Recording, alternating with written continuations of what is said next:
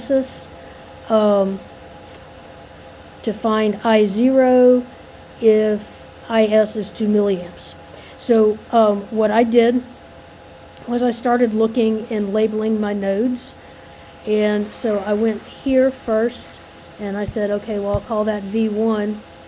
But then I noticed right away, well, if this is ground, then V1 has to be 12.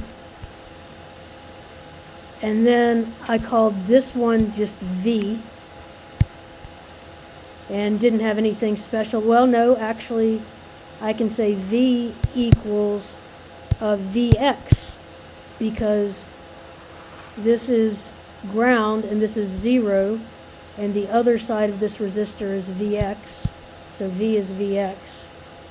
Well, I'll call this V2. I'll just call that V2, so V2 is Vx.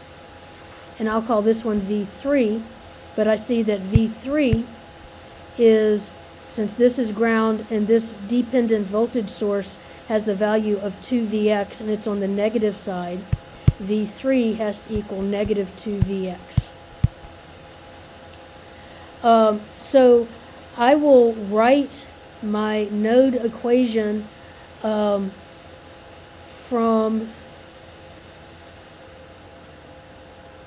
I guess I'll do the same one that I did in my notes.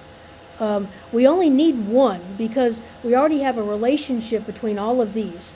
I mean, so V2 is Vx, V3 is minus 2Vx, so one equation we should be able to fill in and solve for everything. So I'll do V2, how about?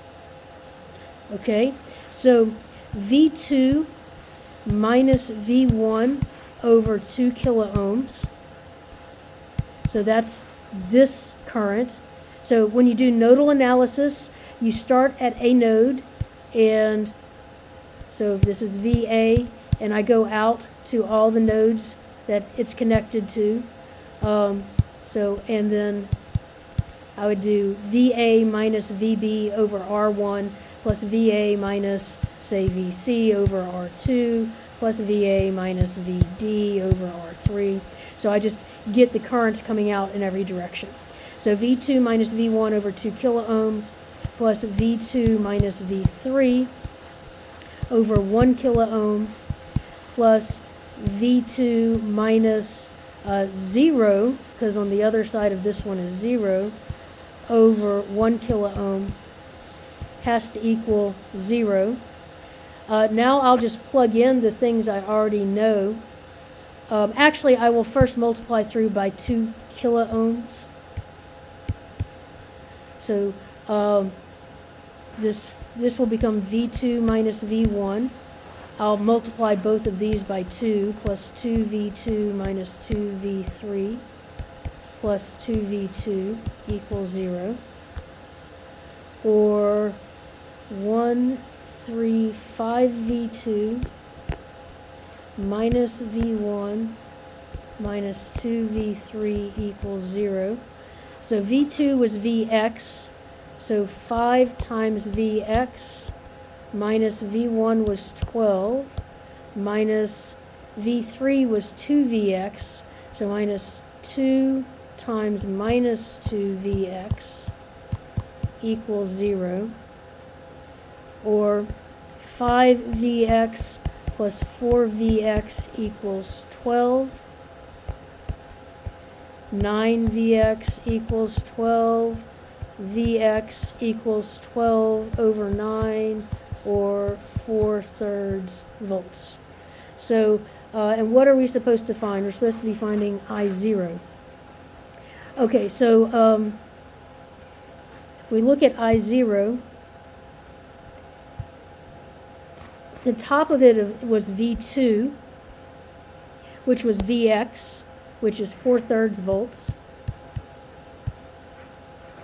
The bottom was V3, which is minus 2Vx, or minus 8/3 volts. And we have 1 kiloohm resistor. So I0 will equal 4/3 minus negative 8/3 over 1 kiloohm or 12/3 over 1 kiloohm. 4 over 1 kiloohm, or 4 over 1,000, is 4 thousandths, or 4 milliamps. So that's part A. Question. Yep. How did you get the -8? Because V3 is negative 2Vx Okay. from right here, because this was 0, the other side of this has to be whatever this says, which is negative 2Vx, and we got Vx was 4/3. Oh, so you just put I just plugged in. okay. Yeah.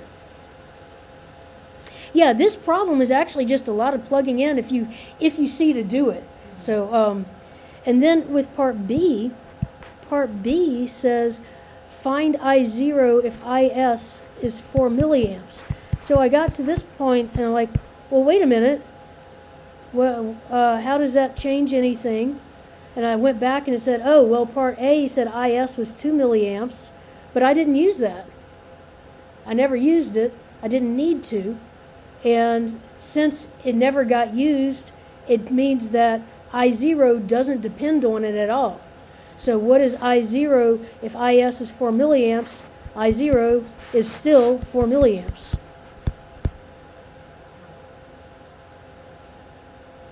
Now, I can imagine that there would have been a way to work the problem using the 2 milliamps, but I didn't, and it worked.